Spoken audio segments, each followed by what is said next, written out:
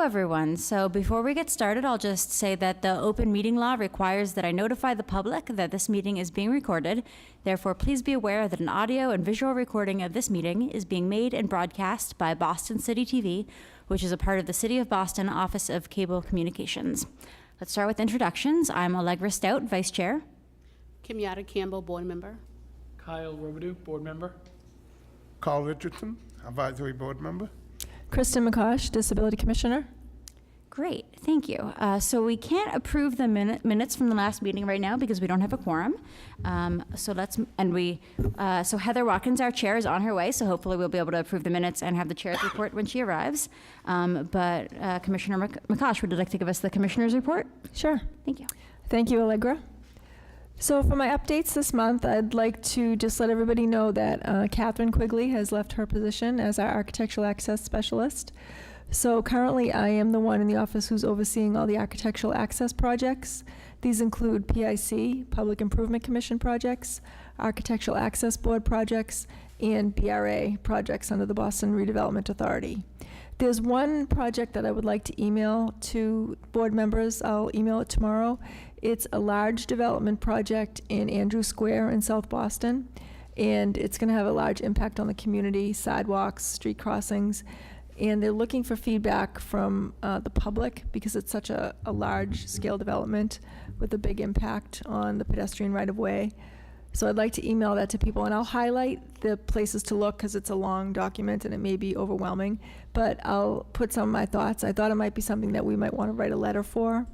The only thing is the letter would be due at the end of the week, so I'll put some of my thoughts together. I can compose a letter. If everyone's interested in signing on, we could do it that way. It kind of came at the last minute that the way it came about, so it's not that anybody missed it. I just am getting it to you now. Since we are short-staffed, we have 3 open positions. Catherine's position was posted today, so if you know anyone who's interested, I'll also forward you all the job descriptions. If you know anyone who's an architect and interested in architectural access, please let them know about the posting.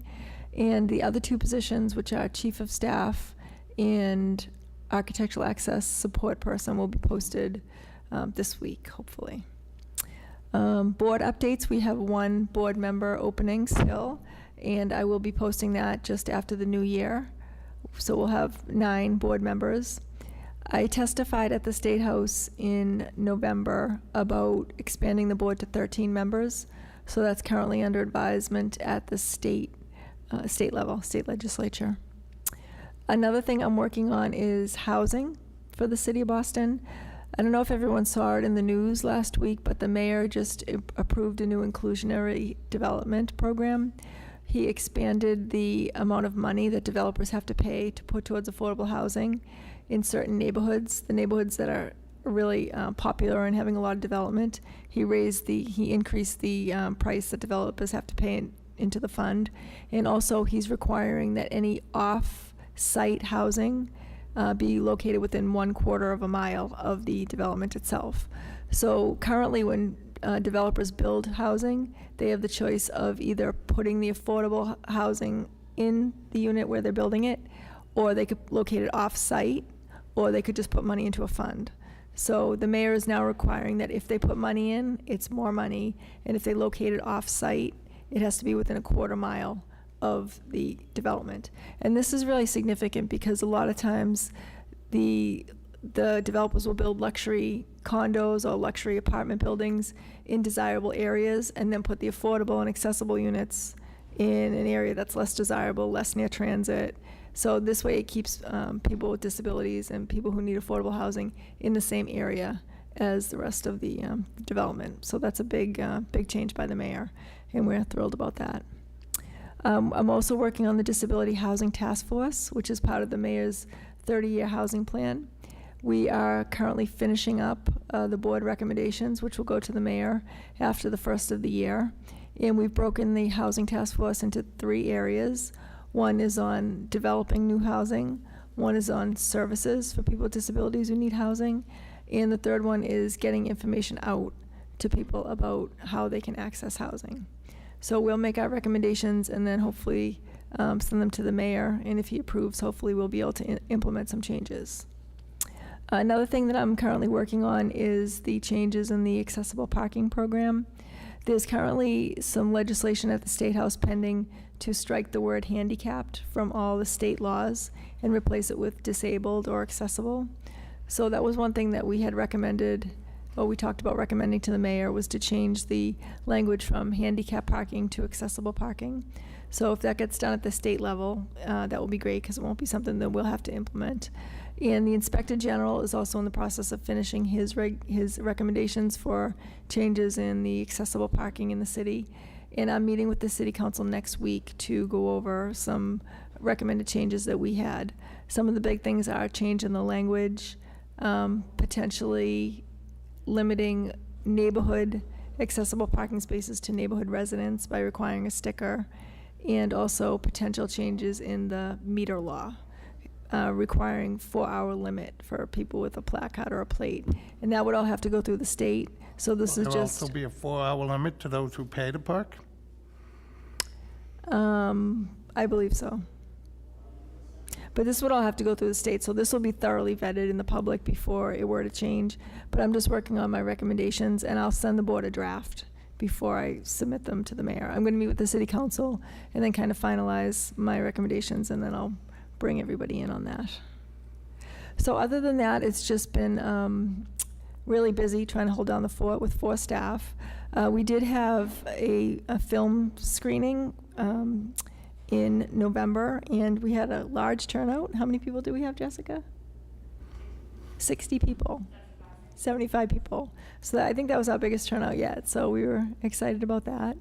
We'll do another film screening after the new year, and we still do our monthly TV show, Disability News and Views. So other than that, we're just holding down the fort and hoping to get some new staff soon. So that's all I have. Great, thank you. And would you like to continue with the architectural access update? Sure. So basically, like I said, I've just been holding down the fort. The big plan that I'd like to send everyone is on Andrew Square. Other than that, I've really just been trying to facilitate projects as they come through. Nothing else is really jumping out at me. We do hope after the new year to have the architectural access calendar available for people, so you'll be able to see what projects are coming due when, and get more information to you about timelines to weigh in with letters. The one in Andrew Square, was that the one that was presented? It's not. There are about 3 different developments happening in Andrew Square, so that's why I want to send this one out, because they're all interrelated and they're all going to have a big impact in that area. Okay. So I mean, they're very close. they're very, very close. Yep. Yeah. There's like 3 major projects happening down there. Okay. Yep. I'm surprised they think there's a lot of money there all of a sudden. I know, that's how Boston is becoming. I know. So, so no real architectural access updates other than that one. Okay, thank you. Do we have any old business? It's been a couple of months since our last meeting, so I am not remembering. Great, thanks, Jessica. Hi, everybody. Just one quick old business. A letter was submitted in November to the Joint Committee on Public Safety and Homeland Security, which is Senator Timilty and Representative Naughton, in regards to Bill 1323, which is an act relative to the Architectural Access Board. I did send out that language, but I just wanted to confirm and update you guys that that was in fact sent out, and was brought over by the Office of Intergovernmental Relations and supported by the mayor. And did we also get a letter out about the sandwich boards? Yep, we also mailed out a letter about the sandwich boards, encouraging, making sure that the right-of-way is upheld in any new sandwich board standards that are put out. Also, one update for what's happening around City Hall. Tomorrow, there is a Boston City Council Committee on Education working session, which is a hearing to identify solutions to ensure equitable transition of Boston public school students receiving special education services. What time is that? And that is at 4 tomorrow on the 5th floor Curley Room here at City Hall.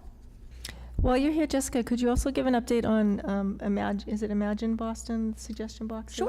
Sure. So we are partnering with Imagine 2030 Boston, which is an initiative that the city is doing to kind of think out of the box and literally imagine what Boston would look like in 2030. So there are a couple boxes that we've specifically targeted the disability community for. There's one in Boston Center for Independent Living, thanks to Allegra. There is one at the Multicultural Independent Living Center. There's one at the Greater Boston Legal Services. I believe we will be putting one up at the Disability Policy Consortium next week, and hopefully at Deaf Inc. as well. Those will be around for a couple weeks. And So there's suggestion boxes. they're suggestion boxes, so they are there, and the little cards say, my life in 2030 would be easier if, and you literally just, you can either check a box off that says, oh, I had access to transportation, I had affordable housing, I had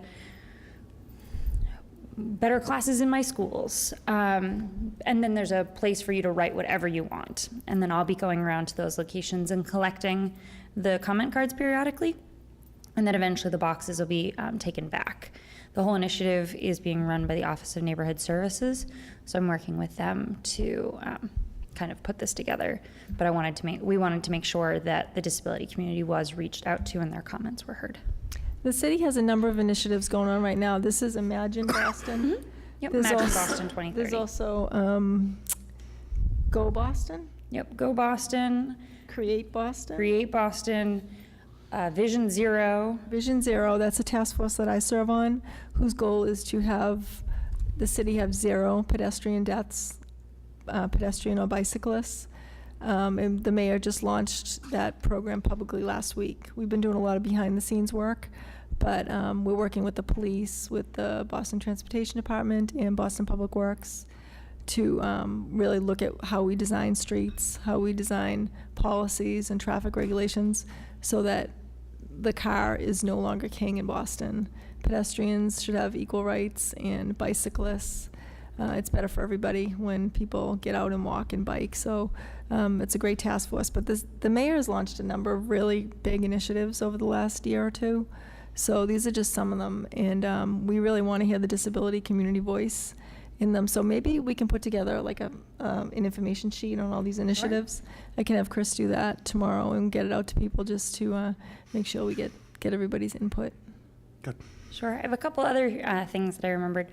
One, the Boston Public Health Commission every year in January does a census of the homelessness in Boston, and they just opened up the volunteering sign up. I believe I know it's a Wednesday evening. I believe it's the last Wednesday in January. And if you're interested in signing up, essentially what it is you're put into different groups and out into the city, and a census is taken of homeless that are on the streets, in shelters, in rehab facilities, and pretty much anywhere in the city of Boston. So there's an opportunity, if any of you would like, I can send that information out as well tomorrow. As the commissioner said, we did have the film series, which was incredibly well attended. It was a Cambridge filmmaker, and we screened La Casa Linda, which is a documentary, and we had, I think, about 75 people, and then a talk back moderated by Oz from Spalding, with a couple individuals, the director, as well as a disability lawyer in the community. And then thirdly, the earned income tax credit. The taxes are happening already soon. So we're prepping for that as well. And so the free tax prep will start very soon, I believe in January or February. And that'll happen all over Boston. And many times people in the disability community, there's an overlap in which they meet the criteria for free tax prep. So our office will have a lot of information about that, and we will send that out as well. We're also doubling our efforts to do ASL tax days. Many times the deaf community faces a lot of barriers to doing their taxes based on communication breakdown and locations and just general knowledge. So last year we did 2 different ASL tax days, one at Deaf Inc. and one at Dorchester House. We are now doubling our efforts, and I believe doing 2, if not 3, ASL tax days at Deaf Inc. and 1 at a free tax prep area in Jackson Square, hoping to get 2 different communities. We're also starting a pilot this year, in which some of the interpreters that are used will be trained through what the tax prep process looks like. And in return for that training, they will volunteer a couple hours for these tax days, and in turn will get CEU credits for continuing ed for their interpreter certification, to maintain their certification. So it's a big pilot program. We're hoping to get a good number of interpreters this year. I believe the workshop's going to be in the end of January. And so we'll be trying that out, but it's a pretty exciting pilot that will make tax days easier for everybody, I believe. That's all I have. Thank you. Do you know if that film, La Casa Linda, is available anywhere? Because I wasn't able to make it, but I'd love to see it. I believe he actually just uploaded it and made it available for everybody. But I will double check, and I can send the link over to everybody if that is the case. And if it's not, I can tell you how to get a hold of it, or at least get in contact with the director, since he is local. Great, thank you. No problem. All right, any other old business? Okay, old action items? I think that was just the letters that we Yep, sent I out. think we Yep. covered that. New business. I have one thing that I wanted to mention. Let's see if I can remember what it was. Yes, Commissioner, I was wondering if you could give us an update on what's happening with Uber and Lyft, just in terms of their accessibility. I actually don't have an update right now. The Mayor's Taxi Advisory Committee hasn't met for a few months. And we haven't actually been in touch with Uber, but I'll put that on my agenda for the beginning of the year. Great, thank you. So one thing to add to that is I'm a member of the Bay State Council for the Blind, which is an advocacy organization for blind people, and I don't know what's going on, but I believe they have formed a task force to look at discrimination against blind people for the city of Cambridge, Boston, this area, in terms of Uber, Lyft, and taxi cab, because I think recently there's been a number of service animal users who have been denied access. And the taxi service will also be included. So I've asked them if we get any complaints of any of those services happen in Boston, that I be made aware of it, so that I can then pass it on to you Okay, in great. your office, just so you know. One thing I wanted to bring up under new business is the issues going on lately with the MBTA. I know that they had a hearing today to talk was about there. proposed cuts to the ride. So I know that the city is not in support of any of the proposed cuts to services for people with disabilities. And I didn't know if anybody has any updates, if they went to the hearing, or if I they know went to the anything hearing. about it. Okay. About, I'd say 30 people testified in opposition to eliminating the premium service area. 30 disability advocates? They were all disability advocates. About half were from the Mass Senior Action Council, and half were from, Disability Policy Consortium, BCIL, Olivia. I'm trying to think who else, but there were about, I'd say Several about from Mass between Adapt too, I believe. Yeah. Who is it? Sorry to interrupt. There were several from Mass Adapt as well. Yeah. So there were about 20, 25 people that testified. Again, it would only affect the premium areas beyond what they're required to do by law. And it was very much, again, very passionate. And I think the board was made to understand that this would impact medical services, education, employment, and even the Olmstead Act, which a lot of people went out of the institutions they were living in and went into the neighborhood they lived in because of the fact that they had access to the ride. So, I mean, it has a lot of broad implications. I wasn't able to stay for when they were going to vote on that or actually discuss it on the agenda beyond the public session. So I don't know what happened beyond that. But it was, Did you and- attend Allegra? No, so I was at BCIL and Disability Policy Consortium's Housing Speak Out, which unfortunately was happening at the same time. We didn't know very far in advance that the ride meeting was going to be or that the MBTA meeting was going to cover the ride. The Housing Speak Out was very successful. We focused a lot on the alternative housing voucher program, the affordable housing program that this board has supported increasing funding for. But then several of us from the housing meeting did go over to the MBTA at the end end when it was finishing up. And I agree with Carl, it sounded like it had been very successful. Do we know how the vote went down? No, I don't. I do know that I spoke to one of the board members, and I think they were going to maybe delay it and look at the numbers a little bit more. But I don't know how the vote finally went down. So, Right. but I have a feeling we'll know tomorrow. I think that what I heard was that the only thing they ended up voting for about the ride was to ask for more information before they make a decision. So they did not vote at all on suspending service, Okay. which is a great. big success. And then I believe there's a meeting tomorrow, Judge King's meeting for the T, tomorrow at 1 o'clock. Yeah. So Jessica will be attending that. And that's all I had for new business. Does anyone else have any other new business? Jessica? I have another update. Last week, or 2 weeks ago, I believe, I went with one of the council staff to one of the city councilors for Jamaica Plain, Councilor O'Malley. I went with one of his staff to the Back of the Hill Apartments, which is over in between Mission Hill and Jamaica Plain. And we held a community forum for the residents who had some access concerns, most of them pertaining to the MBTA and the trouble of getting to the MBTA. It's rated the Heath Street stop and the issues related to access that intersection holds. It's the intersection of South Huntington and Heath Street, which is, there's lots of different roads as well as train tracks and not a whole lot of signaling and a lot of open space in the roads. So that was a main concern, as well as most people's concerns that we have heard, which is snow and snow removal. But it was a fairly successful meeting in which the residents were happy to have city representatives there.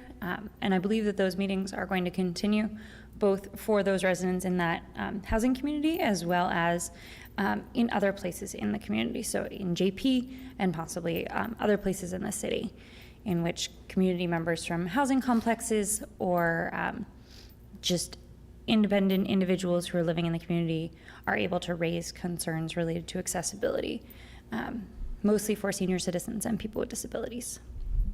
So. Great, thank you. Great. Any other new business? All right. Does anyone want to suggest any new action items? Okay. Jessica? Sorry. Is there anything that we would like to do about the ride? Is there any point to us writing a letter this week? I know there's been a lot of language circulated regarding letters that can be sent, so I imagine that putting one together would not be particularly difficult. I also know we can't vote on one yet, since we don't have a quorum, but if that is something that the board that is present is interested in, I can at least work on one this week. I think that's a great idea. I think that they definitely haven't given up on the idea of cutting service, even though they didn't do it today, so it would make a difference, especially since we're in Boston, so Boston would still be covered if they eliminated the premium zone, so it might mean something to show that even Bostonians care about this. Sure. Yeah, because even, I think there was a figure that said 20% of the non-premium, of the premium area trips came to Boston. Okay. So it's a lot of people who come to Boston, like you said, for medical services and to see family and friends, and that's a big isolating factor if they can't get into the city anymore. I believe the premium trips also include under 24-hour notice, if Yes. that's correct, Possibly, yeah. which would affect Bostonians, I think, regardless of where it was. That's a good point. Were they talking about canceling that as well as the trips outside of 3/4 of a mile from? My understanding was it was all premium services, which included trips over 3/4 of a mile away from a T-stop, as well as under 24-hour notice. So any of those that were under premium, I believe, were the ones that were being looked into. And I believe that the ride was given, or the MBTA asked for a week-long extension to look at these cuts. So we do have at least a couple days in order in which we could get a letter out to them. The other rumor that I'm hearing is one of the ways for them to get rid of the premium areas would be to cut a bus route.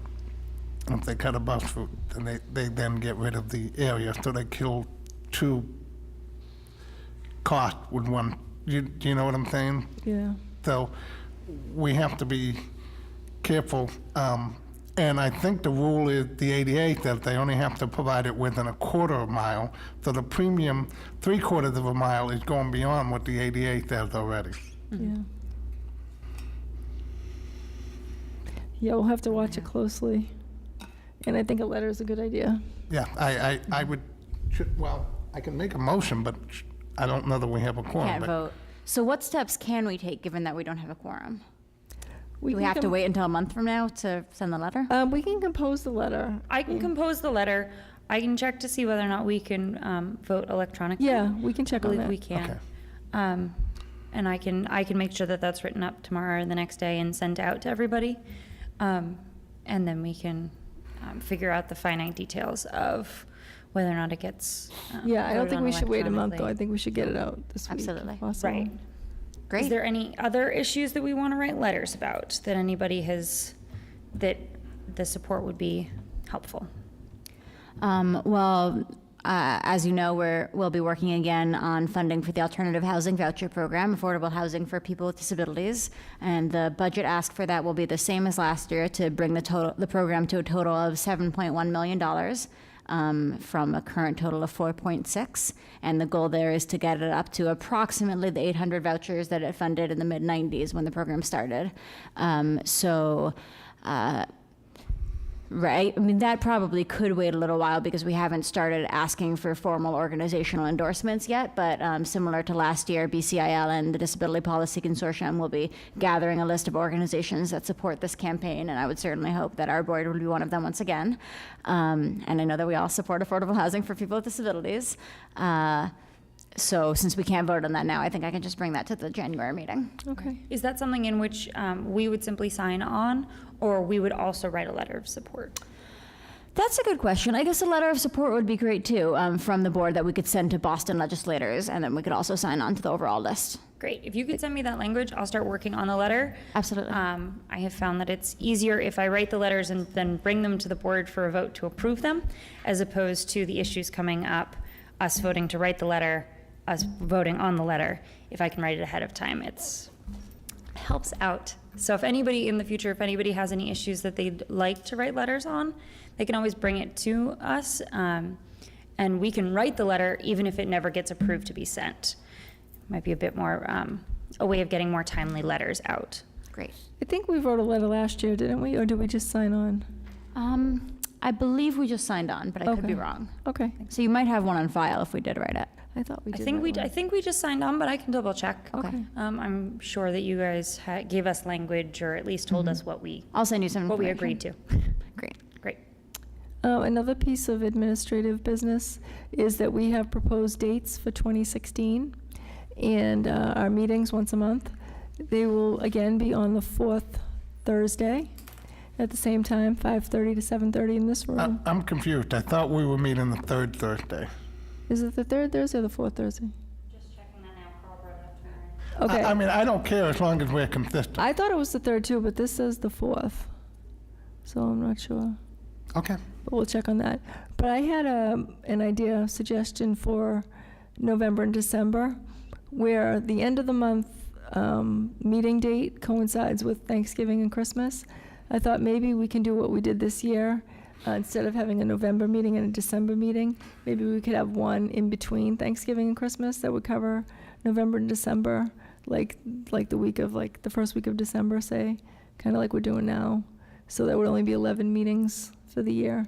But the holiday season's just so busy. I think if we bump it from Thanksgiving, it's going to be the week of December anyway, and then we have to have another one after Christmas, which people can't make. So I'll look at some dates on the calendar and send them out. Okay, that sounds good.